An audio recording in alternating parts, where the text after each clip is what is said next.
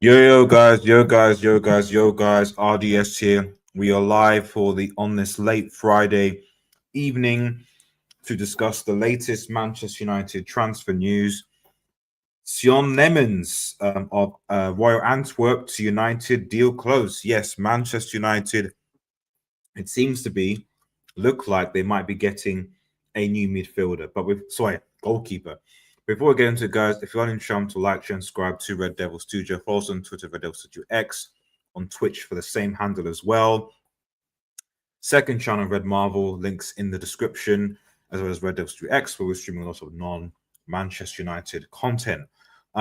Big up my modder Toman. Thank you very much for hosting links in the description. Really appreciate it. And everyone hit that like button as we're on the road to 5K subscribers. So thanks for those who obviously joining me on this late Friday afternoon. Friday evening. These are the only times I'm going to be able to stream, unfortunately. So like 10:30 around this time, it's just easier to do so. But anyway, so I know the news has been out for a bit during the day, but I just want to react to it, as well as what it means to Manchester United, as well as some breaking news, because as you can probably see in the title, I had to change the title just briefly. We're getting some news around Rasmus Hojlund. Rasmus Hojlund to Napoli is looking like it's potentially going to be happening as well. What does that mean for Manchester United as well? We'll get into all that goodness. So yeah, support the channel, support help a brother out, and let's see what Manchester United have for us. Have for store for us, as it were. So as you can see, Fabrizio posted a few hours ago. More on Senne Lemmens and Manchester United story revealed today. Talks are well underway with Royal Antwerp on transfer fee close to 20 million euros. Negotiations advancing. Lemmens said yes to Manchester United. No talk to Man City, as their target is Jojo, so Donnarumma, basically, if Ederson leaves. Now, personally, for me, I just a side note about that. Sonza says best move. Exactly. I agree. If Donnarumma goes to City, I'll be happy about that, because if I'm honest, I actually don't rate Donnarumma that highly as a goalkeeper. He's tall, but he's terrible with his feet, so I'm not entirely sure how he'll work in a Pep system. That's exactly why. Think of it as why is one of the best managers in the world, Luis Enrique, getting rid of him? So unless Pep is going to change the way that he plays, then it is what it is. So if Ederson leaves and goes to Basim Galatasaray or something like that. So but yeah, so we already know that Lemmens wants to come to Manchester United, which makes it easier. The transfer fee, I think, probably, when you look at, if we let Rasmus go to Napoli, especially the buy-in clause, to be honest, his wages alone, as well as a few bits and bobs, probably cover this transfer fee. So I don't think there was going to be an issue in terms of us, sealing the deal and getting it done, as the negotiations are about. And I think we're seeing negotiation advancing and Manchester United only interested. Let's be real. With Cunha, with Mbuemo, Sesko's probably the only deal where it was like, right, okay, Newcastle in talks, but everyone's been regretting Newcastle recently. But there was no other big clubs competing. So when United are the only club involved and the players agree terms, it's usually happy days for us. For me, it's, in fact, let me put the poll. I keep forgetting to put the poll in. Okay. Let's see. I'll just say, what I'll do is Senne Lemmens a risk? Because if I'm honest, I didn't think Manchester United would sign a keeper this. Well, I thought they would, but I thought it was less of a priority than the midfielder. I thought it was after midfield. The fact that we're going, it shows that they obviously intend to. They wanted to sign a goal all this time, but the fact that they were going for a goalkeeper over a midfielder first is both interesting and also worrying for me at the same time. Manchester United are getting their own version of Courtois loan. Is he that good? Is he? I'll be honest, guys. I mean, I've done a bit of reading obviously before to prepare for the show, but I've not really watched the Belgian league or watched this guy. So he's young. Keeping Onana and Bender is a bigger risk than Lemmens. Well, that is true. That is true. That is true. It's just that my only worry about this, and I'll read a few stats and things like that that I got before, is my worry with Lemmens is that he's young. Obviously, not will be first time to the Premier League. The Belgian league is a much different league than the Premier League. He's only had 52 games in competitive football. So if you think about it, 52 games, that's essentially one season of football. Both Bayender and Onana, as bad as they are, they had more experience before they came to United. Bayender's Turkish number one, Onana's Cameroon's number one, placed at Inter. So, there is a part of me that's like the sample size, experience. I don't know. It's still for me, it's still a risk. Unlike whereas Cunha and Mbeumo for me were not risks. That was just like you got two Premier League proven players who have got good, who look like they could fit into this team. Go and get him. This, just like Sesko, in my opinion, is the kind of like, right, okay, is this another risky signing?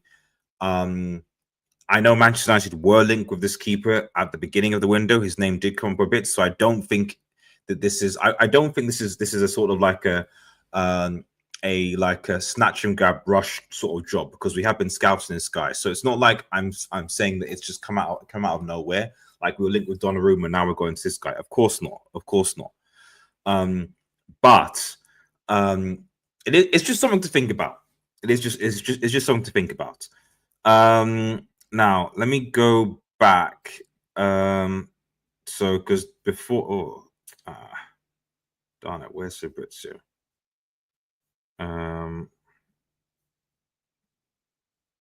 Let's go back to Fabrizio. So I want to go back to the first. I think this is one of the first. Understand Manchester United are still working on deal to sign. Someone was talked on the way. Persons almost agreed on active talks to the Belgian to try to anticipate more.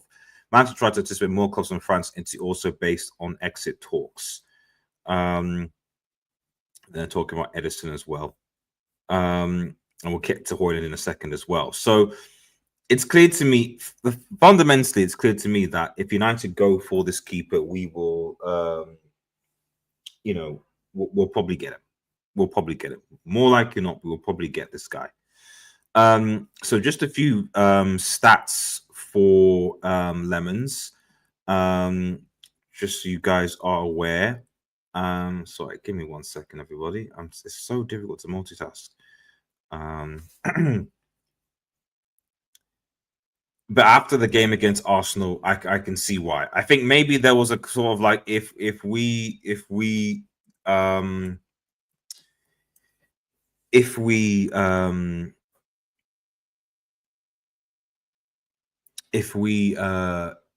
didn't have that Bayender mistake, maybe, but I think it's just kind of like that Bayender mistake was like, right, okay, we need to we need to basically get a goalkeeper. It's imperative.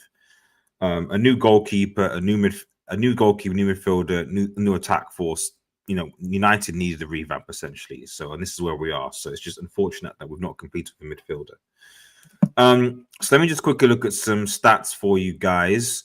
So regarding Senne Lemmens. By the way, if I'm pronouncing that right, wrong, someone please tell me in the chat if I'm pronouncing this wrong. Is it Senne or Senne Lemmens? Lammens? Let me know in the chat as well. Apologies. Right. So full name, obviously said he was born in Zotsberg, Belgium. So obviously Belgian keeper, right-footed. Obviously coming at Royal Antwerp. Progressed through KRC, Bamberg, Dender, and Club Brugge youth systems. Obviously, so he's pretty much stayed in Belgium from the looks of things. Senior career, Club NXT under 23, 24 appearances. Club Brugge first team, 2 appearances. Antwerp and Young Reds Antwerp combined 52 first team caps plus 2 with the B side. Nationally, he's not been called up to the senior team, unlike Onana and Bainde. So again, it plays into my thing about like experience. But you know, like I said, it's not experience isn't the only thing, but it's just like it would be typical United and United fans to kind of hype the new toy and then throw it out of the pram when something goes wrong. You know, that's the thing, you know. And when you've got a young goalkeeper who's just coming through, it essentially what I'm saying is I don't want to be here in 12 months' time and we've got a similar situation to Hojlund, where we're now having to try and offload him and Onana and all the different goalkeepers because it's just not working. That's something I suspect that maybe Ruben Amorim wants Diego Costa and this guy as number one, number two. If we could do that, that'd be great. But you know, we'll see what happens. Let's have a look here. What else are the stats here? Oh, sorry. He has actually been called up to the senior national team as of March 2025, but he hasn't appeared in the match yet. So look, 2025-26 Belgian Pro League so far. He's played 4 matches, conceded 4 goals, 1 per 90 minutes, 11 saves from shots faced, yielding a save percentage of 2.7%.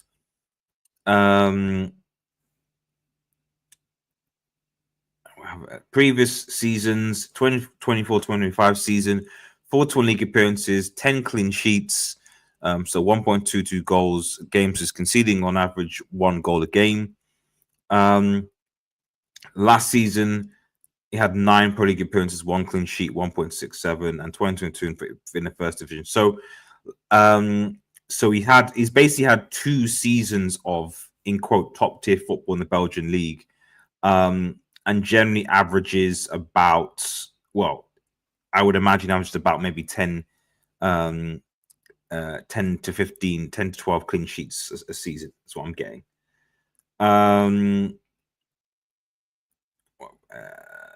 Probably anything else? Anything specific? Yeah, that's the gist of it. What I might do is I'm just gonna see if I compare him to other goalkeepers in the Premier League.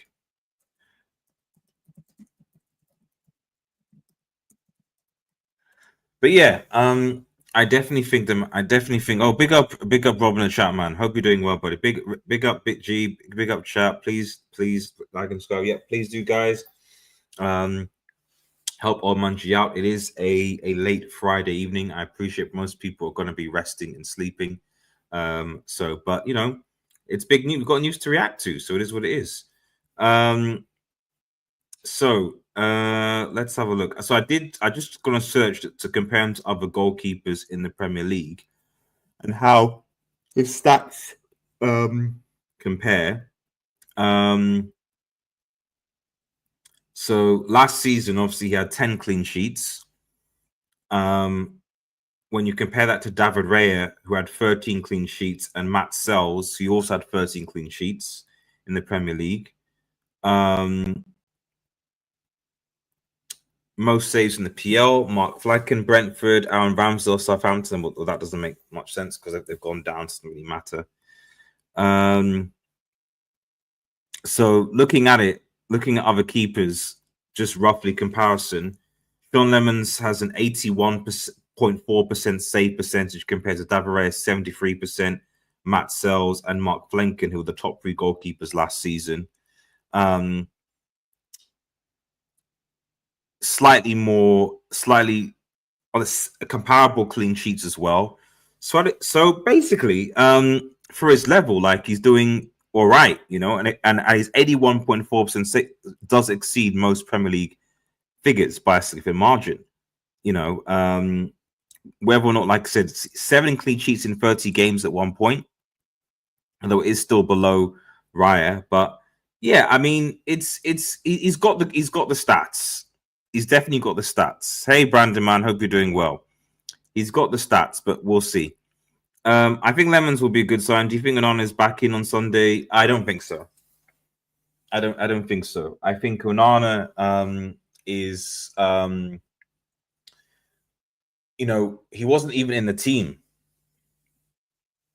So, him and Hojlund, they weren't in the team.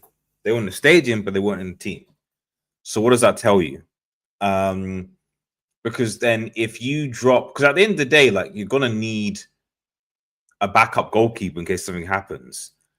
So if you drop Bayinda after Arsenal, you basically have shattered Bayinda's confidence to replace him with Onana, who will then be displaced by Simmons. And so you're in a situation where it's like there's no benefit either or. So for me, what you do is I think it's fair to bring Onana on the bench, sure, okay. Because it's not like we're playing some of the other academy products.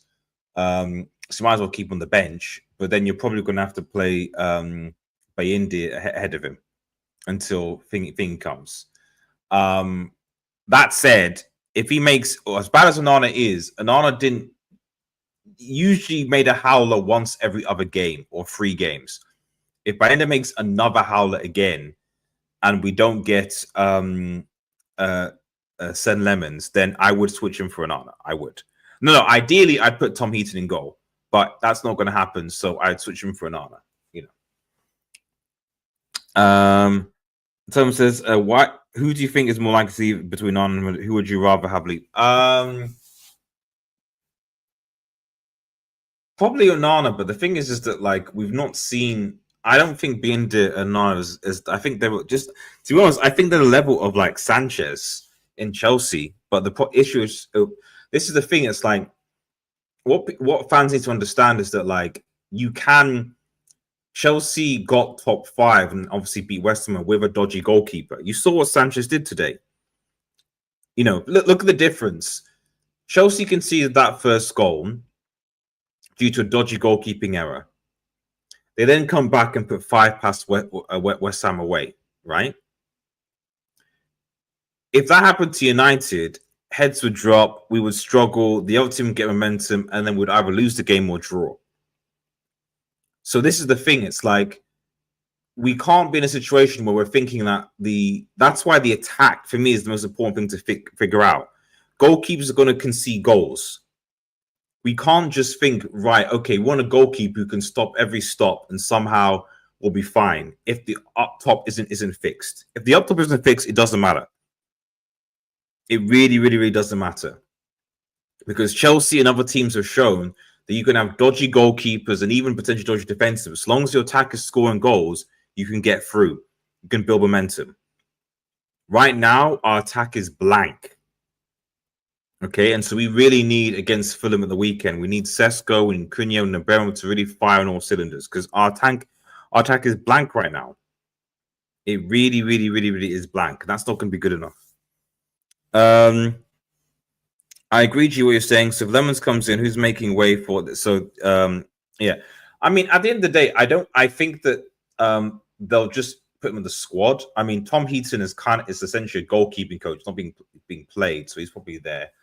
But it will probably, if someone is going to be sorted, it probably would be Onana. But I mean, Onana is so it's not leaving. So both Onana and Bayinda both have sorry about the look, you all know, both have contracts at the club.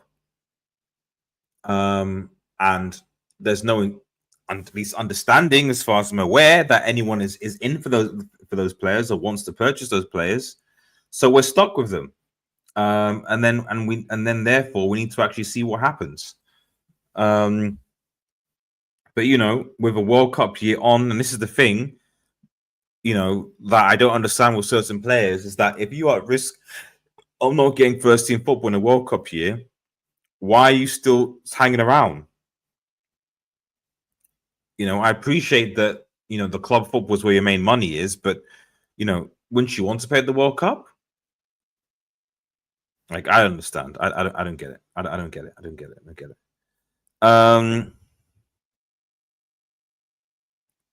don't want to sit, kick and stream and different things. But yeah, let's see. Let me just quickly see the poll. What are you guys saying in the poll? So you're saying 71% of you are saying no, it's not a risk. About almost 30% of you are saying that it is a risk. And yeah, we after yesterday's game, we definitely need to go and get a goalkeeper. There's no doubt about that. We need to get a goalkeeper. It's just that the problem a lot of the time is that when we need a critical position to be filled, we go for youth. Like, we need a critical position before the striker, and we went with Hojlund instead of Harry Kane. We now need a critical position to be filled in goalkeeper, and we've gone for youth again. I'll bet, he's got the experience. He's got some experience with him. He's a potential goalkeeper, but the Premier League is different. Whatever you say about the Premier League, it is a different league, more physically demanding. Goalkeepers have to, like, you saw an Arsenal today. If this was Schmeichel or Khan, that goal doesn't go in. But because people coming from in there, it's just kind of like timid, don't want to go, or the referee will just blow automatically for contact, so it's fine. It doesn't fly in the Premier League. So there's got to be a toughness that has to come quickly if he's going to keep an eye on the if this guy's going to keep the jersey. So we'll see what happens. Oh man, yawn. Sorry, this is probably going to be a short stream of the way that I'm yawning. I've completely forgot where I was actually. Let's quickly just shake Ben Jacobs and see what he said about the Antwerp story. So Ben Jacobs said Manchester United have this afternoon advanced talks of Antwerp for some fee of 70 million discussed, which is basically 20 euros. As a bill with Alex Crook. Talks on club and player side are resumed on Thursday, moving quickly as reported to United FC yesterday. The deal is on. So yeah, I mean, he's tall. I mean, if I recall, how tall is he? I think he's about 6'4". 6'4". So very tall goalkeeper. I'm not saying that always is the answer, but like, it helps. So he's a very, very tall goalkeeper, and someone that hopefully will become very, very useful to Manchester United.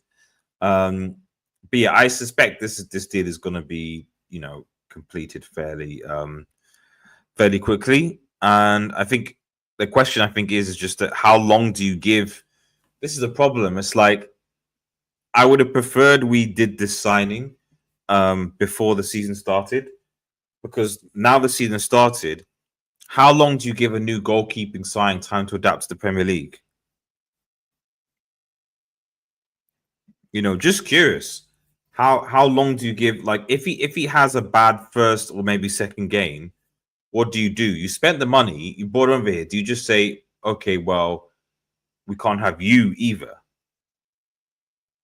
Like, you're crap. We've now got 3 cap goalkeepers and one guy who's elderly collecting his pension.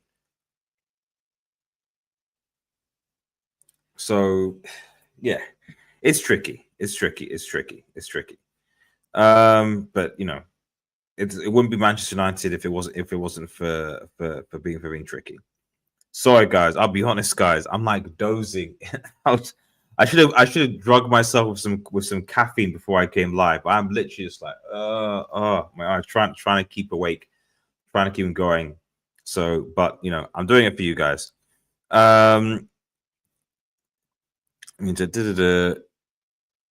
Yeah, I've already read that comment. Okay, fine. Right. So, like I said, I don't think there's really that much to add to the Lemmens story. I don't think. I'll have a quick look at Ornstein to see if he said anything. But Ben Jacobs and more importantly, Fabrizio Romano are the ones that covered the story first initially. I don't think David Ornstein's even mentioned it. I don't think. I just talks about Eze and more Eze.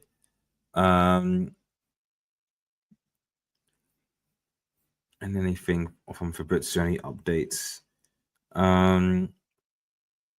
Just about Pep versus Donnarumma or something. No. Okay. Okay. So yeah, hopefully you agree with me in the polls, and it seems that you do agree with me in the polls. Um, oh, sorry, sorry, guys. Sorry. I'm sorry. Tend to be more professionalist. Like, it is just quite late here. Yeah. Ooh, oh wow. 50-50. Okay. I looked at the polls. I've literally gone back to look at the polls. And it's 50-50 now. So some of you guys do think it's a risk. I mean, this is what I was saying, guys. It's just like he, at the end of the day, he's not like Onana was in a. We're saying Onana's crap, but Onana was a goalkeeper, first goal for the entire Champions League campaign. Was goalkeeper Champions League final. Onana was a Champions League goalkeeper, second for Ajax. Onana is a country's national team's goalkeeper. Whatever you say, that's experience. This guy doesn't have experience. So how long would it be until United fans or whoever they are turn on this guy, and then you're in a situation where we've got 4 goalkeepers. What are we going to do with them? We can't just sign another goalkeeper. You've got to get rid of at least 2 of them before you even consider signing a replacement for this guy you just bought because of vibes. So, but we'll see what happens, and I think we should watch this space. Right, let's quickly move on to a bit of breaking news that came out just as I was setting up the stream, and that is this. Rasmus Hojlund to Napoli. So understand, as Fabrizio says, Napoli are now advancing in talks to sign Rasmus Hojlund. Positive talks today with Hojlund and his camp around contract terms and project for long term. Manchester United are informed about talks and ready to get deal done if Hojlund and Napoli agree to terms. Well, interesting. Very, very, very interesting. We need wins, or it's going to. Yeah, we have to win. Well, Rob, we have to win against Fulham this weekend. If we don't beat Fulham this weekend, I think the morale is already going to start to drop, because this season looks like it could potentially be another vibes-based season. And after all that Aaron has spent, I don't think he can afford that. There needs to be progress, and progress has to be at least top 6. If we get top 6, I'll say there's progress, because the league table is the defining factor about progress as a club, as a team, etc. Not cup competitions that are just one-off games. So after 38 games, and there's somehow, the other teams are like, okay, the way I kind of see it is that the first 10 games, right? If we have 4 or 5 points in touching distance with 4th or 5th, happy days. I'm happy to continue. If we are double-digit points or more from 4th place or 5th place, that matter, then I think that he might have to get sacked. I just think he, unfortunately, might have to get sacked, because United cannot literally afford to finish without Champions League football for a year running again. It just wouldn't be. It won't be Manchester United either. So there you go. We need to win, though. You're right. We need to win. So yeah. So Hojlund is come back. Yeah, because who's into striker right now? Lukaku's injured now, isn't he? So yeah, there's a good point. Who is Lukaku? Into strike. This is Napoli though. Who's Napoli's goalkeeper? I forgot. Obviously Osimhen has gone as well, so I guess and they've sold him. So Napoli should have money and cash to pay for Hojlund, but like that often happens with Syria, we often get a lot of distractions associated with it, and just external stuff that might make the transfer difficult is what I'm trying to say. So, but hopefully there should be no issues. Hojlund is happy. I think the only thing about it actually is that, and I think I'll get this poll up, is that do you think United will sell him, loan him, or keep him? Let me end this poll.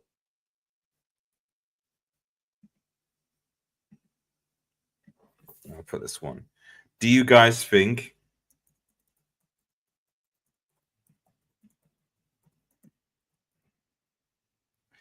so? Sell Hojlund. So first option is sell Hojlund. Second option is loan Hojlund. And the third option is keep Hojlund.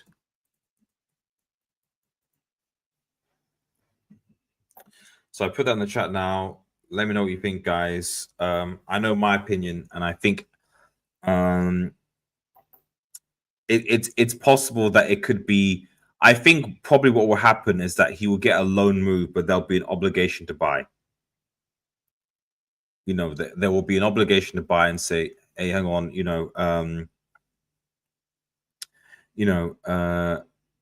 we can take him on loan and Napoli pay his wages, most of his wages anyway, and in return." So I've lost my train of thought, man. Why have I lost my train of thought? It'll come back to me. Sorry, it's because I'm tired. That's why. I was tempted to do this tomorrow, but I was like, the news is too late, so I've got to cover it now. My boy sells swap. I don't know what that you mean, Lucky. I would keep as backup in Cesco gets injured, but I think we will go out on loans. But yeah, exactly. Yeah, like I said, I think that the loan makes sense. I now remember what I was saying now. Yeah. If he goes to Napoli, I'm sure United would have figured out that they need to put an obligation to buy clause in. So he goes in for that amount, they buy him, and it's not sort of the end of the world. I know that hasn't been with all agreements, like Sancho, for example. But it is what it is. No more general scrubs at my club. Remember how I support Manchester United. No more generational scrubs. Yeah, I know you're lucky. I know you're Manchester fan, and I'm a Manchester United fan as well. And I do think I would say I don't like the way we're treating Hojlund. I don't think it's right. It's fair. Just freezing him out and that sort of thing. I just think it's just not cool. And again, it's another, unfortunately, Manchester United young player that rose up that feels like it's been ruined by Manchester because they overhype the player. They beat them down. They give them praise when they're up, but when they're down, they're down. So yeah. As far as Hojlund is concerned, I think this is the best move for both parties. Put in the buying clause or the sell on clause, which obviously help maintain and keep his value as well. If you are going to sell him, you need to sell him for at least I don't know, close to half of what we paid. We paid how much for Hojlund? We paid 80 million for Hojlund. I think we must have paid 80 million for Hojlund, I think. Yeah, we did. Close to it. 70 to 80 million. So it was an expensive risk, and the risk has not paid off. This is a much cheaper alternative and maybe a little risk, but at least there'll be a bit more. They should be anyway. If Ineos running the helm, they should be a lot more careful. A lot more careful. If there aren't, well, then what can you do? We're back to square one, where we're experimenting with different players and different systems and people in different positions, all the rest of it, which I don't think that brings Manchester United forward or closer to City or to Liverpool or to even Chelsea now or Spurs. Like all those clubs look like they seem to have a goal, a vision, a directive. Right now, it just seems that Ineos' directive is cutting costs, and then once I've cut costs, then I'll be able to invest properly in the other infrastructure around Manchester United. So yeah. Glazers fans never settle. Players not getting better. Remember to respect the bridge. Well, they better. They better give it their all because they've got no choice. They'll be starting with 2 L's in the Premier League. No one wants to start with 2 L's, let alone 3 L's. No. And I know because we'll beat Grimsby, so it won't be 3 L's, but still, it's not ideal. Let's just see if there's any. I'll just see if there's any new additional news. It's pep about Edison, man. Don't care. Let's have a look.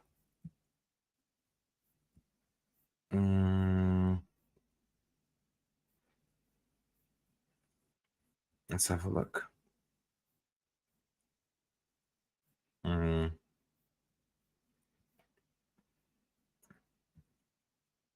Let's have a look. I don't think there's any. Obviously, aside from the Lemmens story stuff, which everyone now knows, and hopefully, so we do secure the goalkeeper. I have to go to Ben Jacobs' page.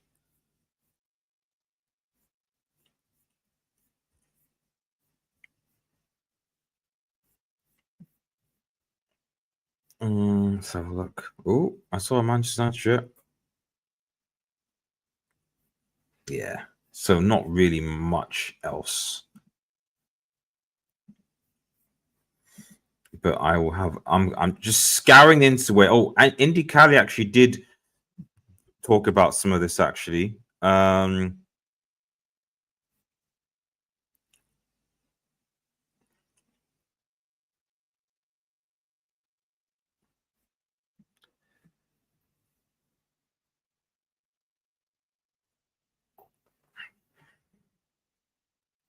Well, this is interesting. Big news in news football social media. Looks like Premier League clubs are eyeing some major moves in social media. They're considering starting or even buying up large Twitter accounts to get. I'm not calling it X. I'm sorry. To get in on the action. Well, why? Well, they see transfers as negotiating tactics. By controlling analysis on the players and targets, they can shape public perception, maybe even boost their revenue on the transfer. It's a fascinating shift that shows just how important social media has become in football. Imagine clubs having their own platforms to drop news and gossip directly without using their official accounts. This could really shake things up in how clubs engage with transfer. We can't commit if we haven't been approached for clubs. Yeah, that's interesting. That's very interesting. Interesting. I can't remember the last player United bought and made a good profit. It's always a loss when it's still on. Yeah, I mean, aside from academy players, we did kind of make a little bit of profit with Lukaku when we sold him back to Inter. And just the academy players who we've not obviously, paid a transfer fee for technically.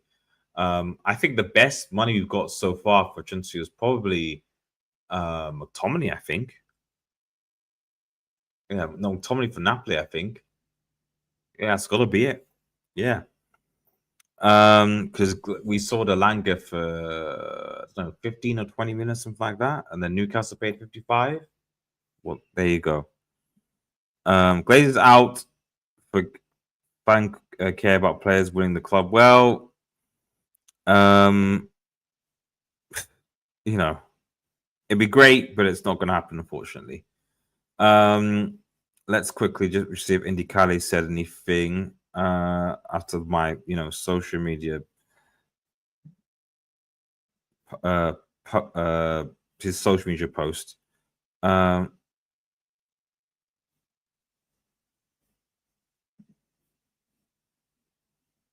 West Ham in trouble.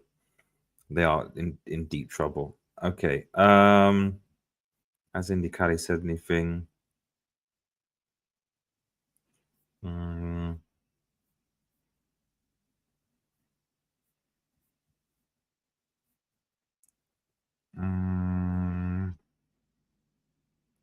Yeah, he just says about the closing in on Lammens thing, but there isn't anything else.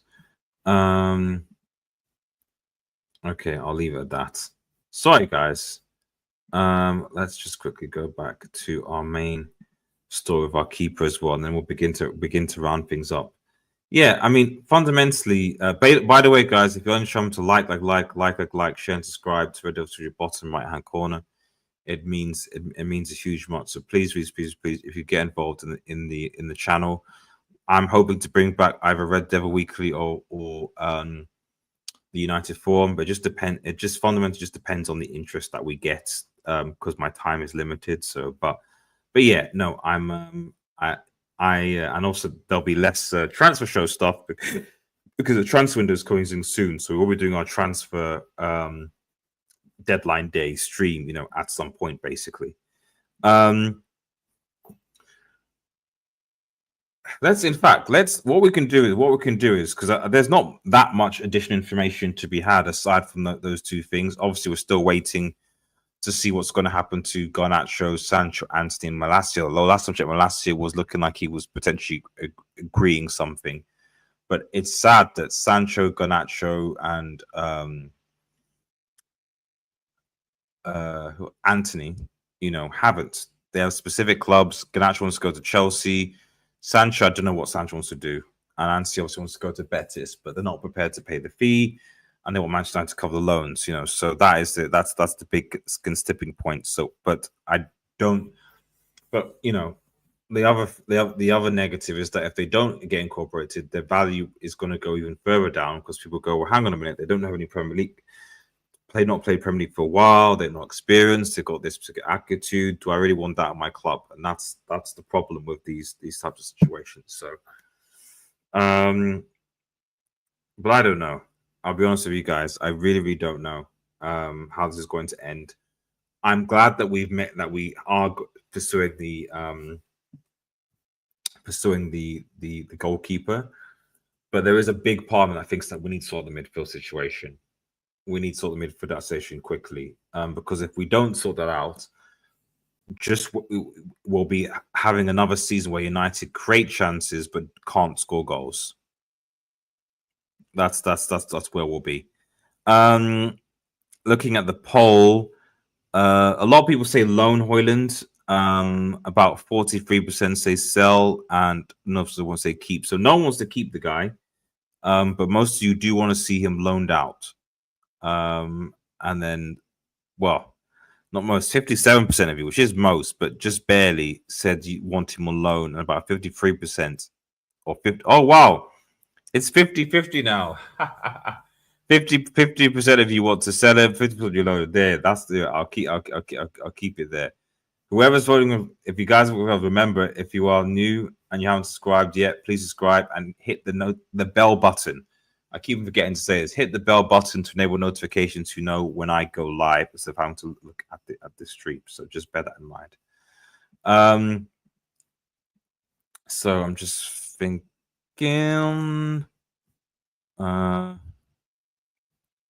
Let's have a look. I think the manager will play the same team this Sunday, but who would you start on Sunday in your score prediction? 3-1 United for me. Sesko to score. That's a good question, actually. I think the team that ended the game should start. Plus or minus Agate. So everything else, okay, be ending goal because we're not going to have some Lemmens. You play your back three of Yoro, De Ligt, and then Shaw.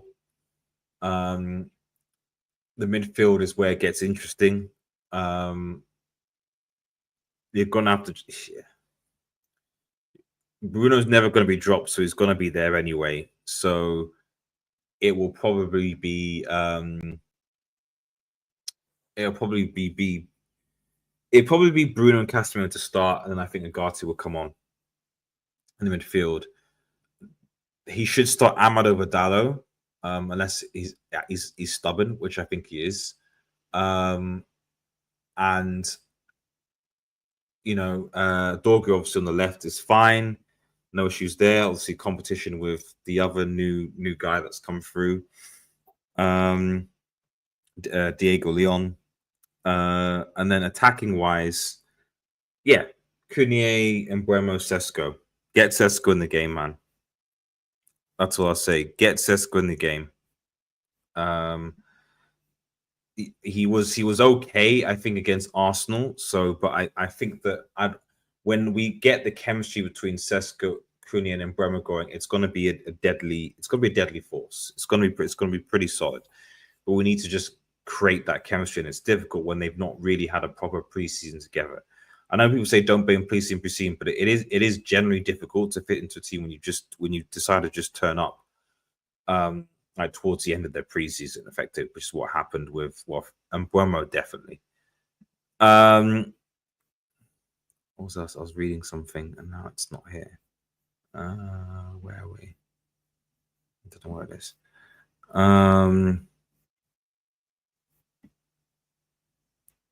Let's see. I've made the PL comparison. Okay. Okay, fine. Right. I think. Oh yes, here I am. Okay. Big up Eddie. Big up RDS. Another Lemming keeper, or is I hope so. I hope he is our savior. I hope you're right, Eddie. I hope you're right.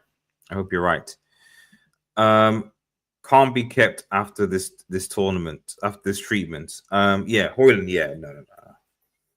But I like for the thing is, him and onana, definitely want to be united and are trying. And I think that's the key thing. It's like, for me, trying is the minimum. That's why I get annoyed at players who don't try.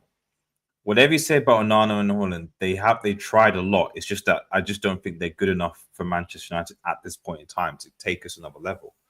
But at least they were always professional. At least they were always conscious of, there's been no social media posts and this and that and blah, blah, blah, blah, blah, aside from,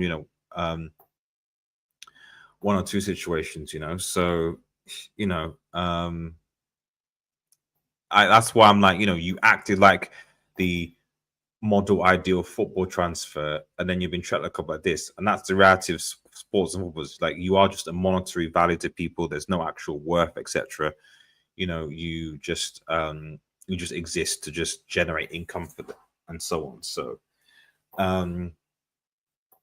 yeah, that's how obviously Hojlund, the club see Hojlund, let you go so we can have some money to pay for Lemmens and various other different deals. That's the deal, I guess, but hey ho. If you're going into football, you probably know that's what the business is like. I mean, it's so funny because we had a situation, was it a season or 2 seasons ago, where you literally had Mainu, Garnacho, Hojlund, these three, were the future of, Ahmad to a certain extent. These three were the future of Manchester United under Ten Hag. And then fast forward 1 season, Mainu's barely played. Garnacho is going to Chelsea, is being sold, and Hojlund is going on loan, and that, the future is gone in the blink of an eye. And Ahmad is probably the only sort of survivor of that. And even then, Ruben Amorim still is like, well, maybe I can play Dallo in that side. Let's see what happens. No. Start that team that I said. I'm sorry if I've been talking around the bush. Start the team that I said, and hopefully we should be able to beat Fulham. Xerxes, Ahmad, Diallo, Kone, Patrick, not Agati. Agati shouldn't start. I actually think it will be a 2-0 for me to Manchester United is my score prediction, by the way. 2-0 is my score prediction, I think. The Mainu fall is mad. Eurotasm, I know exactly. For me, he was one of the best players in the England team for the Euros in that position, that we needed him for. England talisman, scored clutch goal against against Lyon, I think, for the comeback. And now he's behind Ugarte and Mount because apparently can't defend.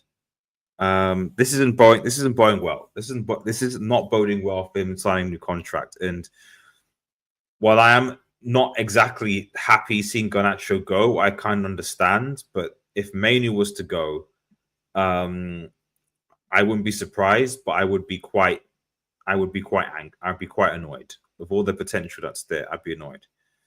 And HH is busy. I'm sure HH is very happy today seeing Chelsea spank people up. Big up SSB, man. Hope you're doing well. 1-0 Scrapper to United versus Fulham. I think long way for the team to go. I think there is a long way for the team to go, but I do think that Arsenal had a very, very, very strong defense. And I know it's not like Fulham's are crap either, but I do think that if we can continue going at them like we did with Cunha and Buemo, then I think we should be fine. Fulham's midfield is not as good as Arsenal's midfield. So for me, like I said, we should start with Dorgu and Ahmad attacking from the beginning, and you know, as the front three pressing from the beginning as well. And Buemo can bully people as well, like and Sesko, you know. So let's see what happens. I think Amorim wants Stiller and Bell both for more quick transition to forwards rather than the controlled possession game, which men can play. Yeah, exactly. It seems to be it's more about like, right, okay, you know, I see how Amorim wants to play now. You know, Stiller and Belieber would be good. I don't know if we can get Stiller in, but there are rumors obviously that we're in talks. Mainly he should. I genuinely believe that if, I mean, the only thing that's stopping him from going to City is because he probably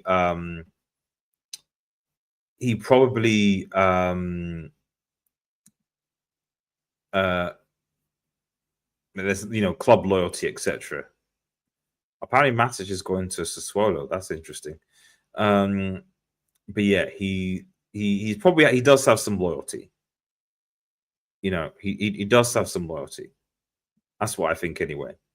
By the no, that's Liverpool. By the way, guys, off topic, but with football being back, I have posted my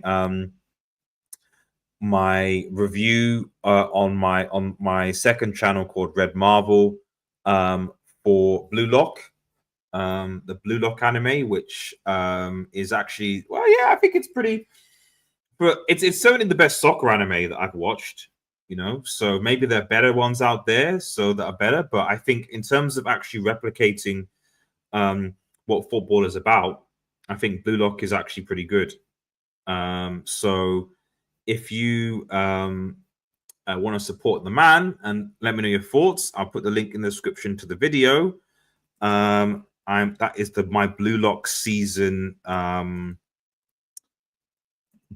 Blue Lock season 1 review, and I have season 2 to go, depending on obviously on interest. So let me know what you guys think about it. Let's just see the chat.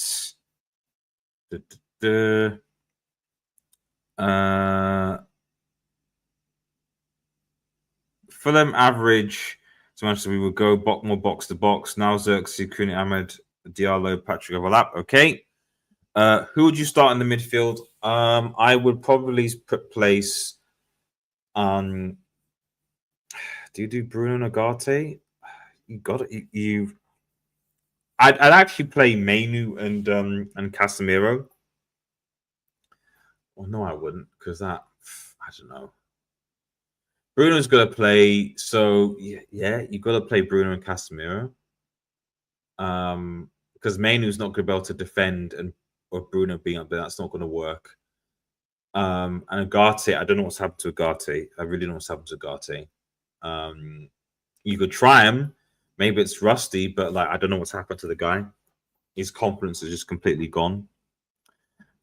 West Ham probably going down. They laid across. I mean, I you say that, but like, you know, this is what happens. We play them. You know, we play them.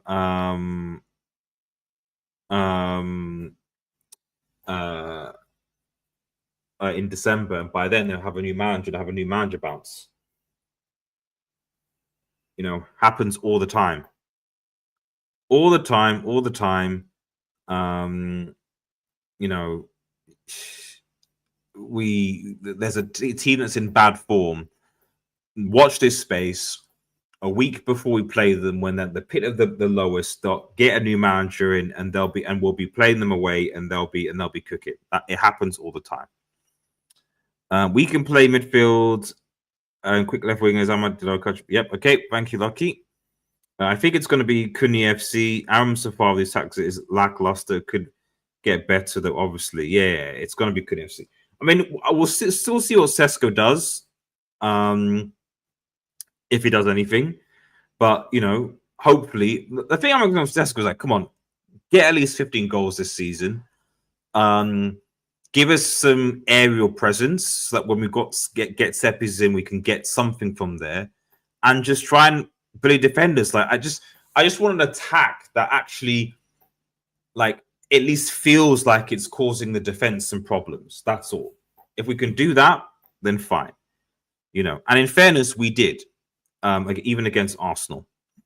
HH is on cloud 9. West Ham is poor. 4 or 5 goals with set pieces. Potter isn't making it. Nah, he's not. He's not. The biggest mistake that West Ham made was sacking David Moyes. I'll keep the stack. They sacked David Moyes. The guy won the instead of backing him. And like with a lot of clubs like Everton and West Ham, what they do is that when they get some success, or close to success, they're like, right, we need to go another level because that's what our fans expect, or different things. So we're going to spend a lot of money. We're going to sack the current manager, and bring in a foreign coach, usually Spanish or South American or Italian. And with this money, they're going to take the team to another level. And what happens is there's no synergy. The team disintegrates, and you see what Everton now. They've not recovered. Everton are basically a relegation battling side, and West Ham have gone back to being a relegation battling side, and it's sad. It really, really is sad. Final comments before we round up.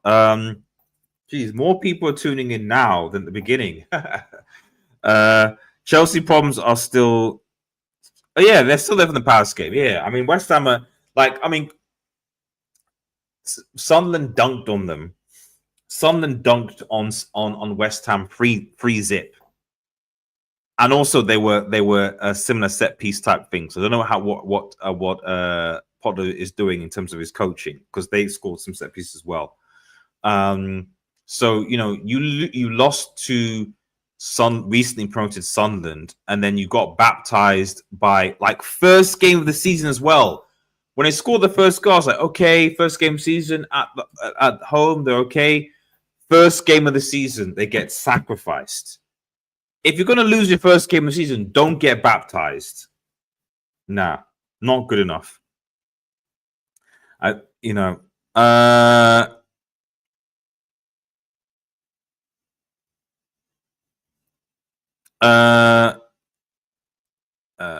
Blue Lock.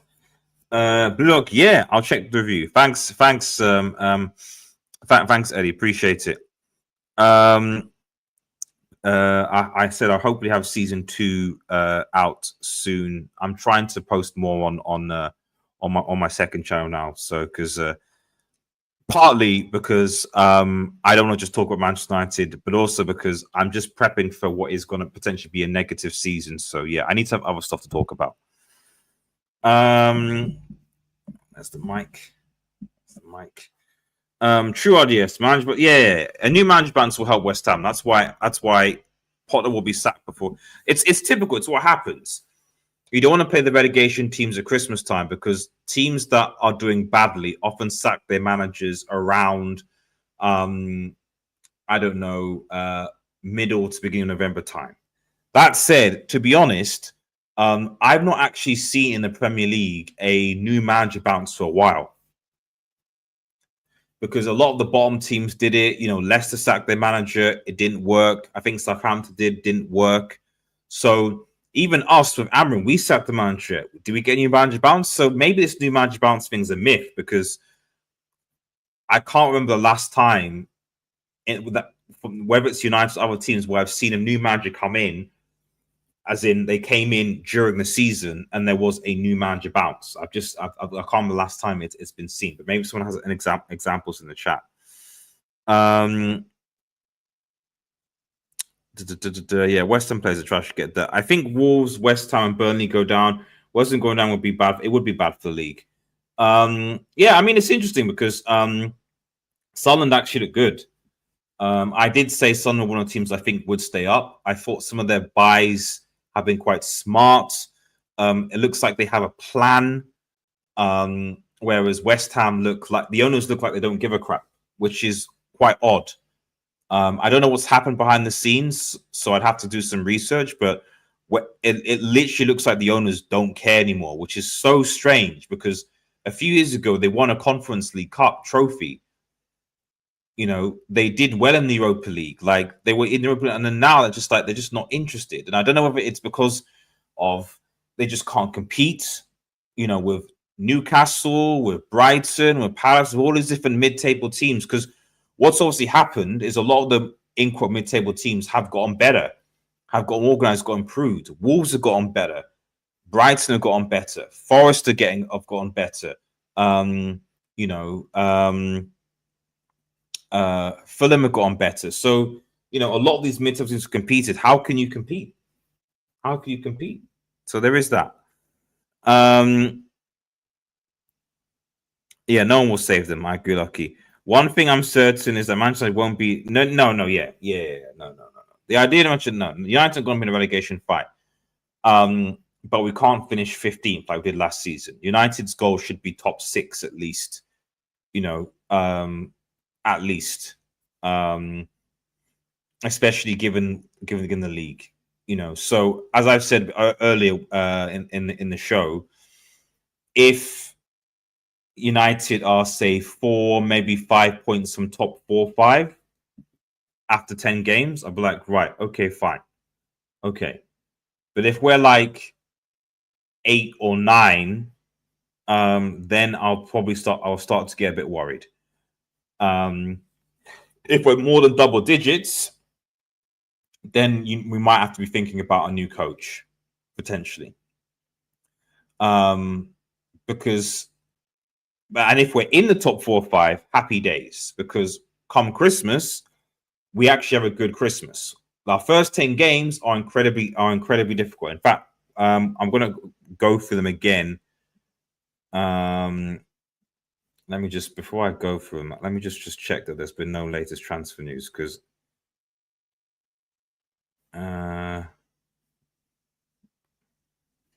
okay, so I know these transfer gurus, they stay up all night. No, nothing.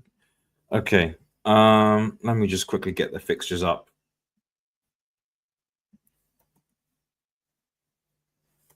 And let me have a look, and then we'll round up. Let's have a look. Right, so I'll share this tab. Hit the like button, subscribe, and don't forget that bell notification when I just goes. Exactly. Please hit that bell notification. It means a lot. Because sometimes I don't know why YouTube doesn't notify certain people when it was live. People say it doesn't. It's an ongoing glitch of YouTube, or I don't know if it's deliberate. I don't know. It's YouTube is the algorithm is very strange when it comes to recommending things. It didn't used to be like this. I can assure you of that.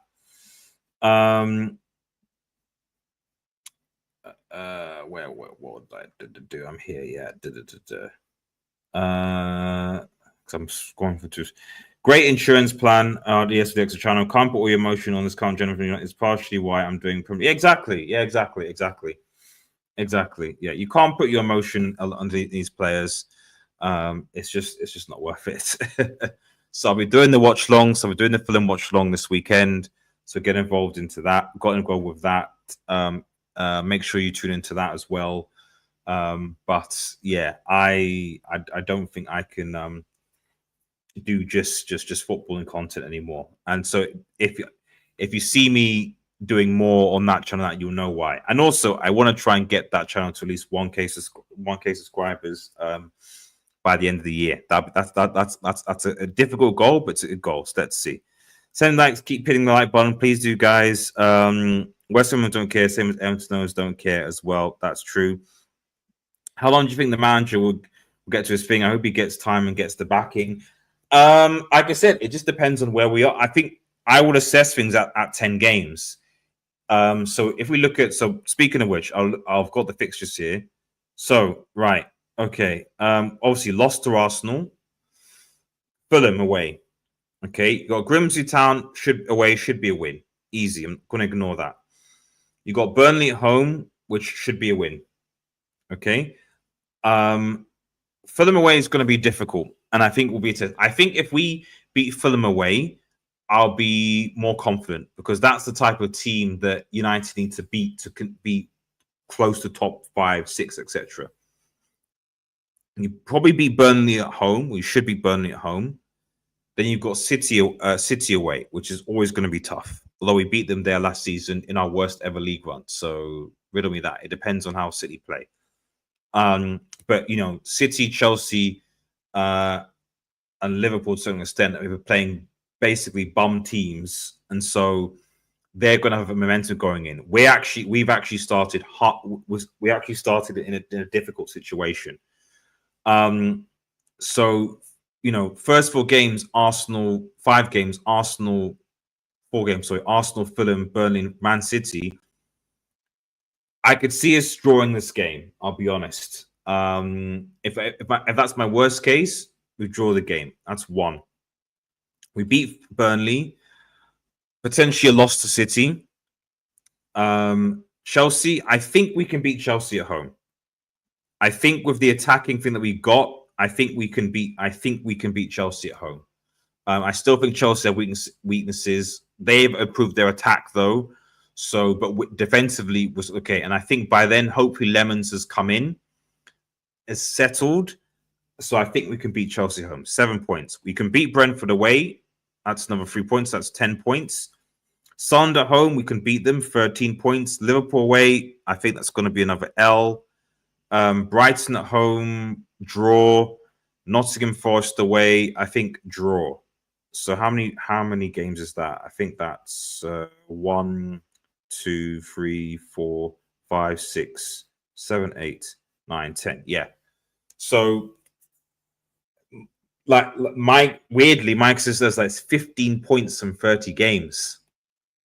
Sorry, 15 points from 30, which isn't that great, to be honest. But I'm looking at it realistically, you know, in that, you know, are United really favourites against Liverpool, against Manchester City? We've obviously lost to Arsenal away, potential drop against Fulham as well. So 15 points out of 30 games is not going to look that great. Look that great. Come, and I don't think that is going to put us. If that is what we get, I think that will probably put us mid-table. And then you have, it's still not that easy because you have Spurs and then you have Everton at home and you've got Palace away. We should beat Everton at home, but you've got Palace away. And you've got, so it's really only after Christmas, assuming that West Ham don't sack the manager and they're still crap. You've got West Ham at home, Wolves away, Bournemouth at home, Villa away, Newcastle. I'm not challenging, Wolves away, and then Leeds, and then Burnley. So Christmas isn't that bad, but that first 10 games, guys, and this is why, like I said, I think this weekend, this game for me is almost like a judgment game, because if we can beat Fulham away, I think that we can certainly get results in other games. We can, but if we can't beat Fulham away, then we have massive problems. Because then if we can't beat Fulham away, I don't think we'll be able to beat Palace. I think we'll struggle against Brighton. You know, and these teams are going to be difficult. They're going to be challenging. So we've got to win this weekend. We have to win. Amorim has no choice. Big up, this is good night, RDS on chat. Catch you soon. Yep, it is late. And with that, I agree already. Guys, thank you so much for watching and for those getting involved. Remember, if you're on the channel, to like, share, and subscribe to Red Devil Studio. Follow us on Twitter, Red Devil Studio X. Also on Instagram, Twitch, Kick. All links in the description below. Make sure you subscribe to our second and third channels, Red Devil Multiverse and Red Devil Extra. Links on description as well.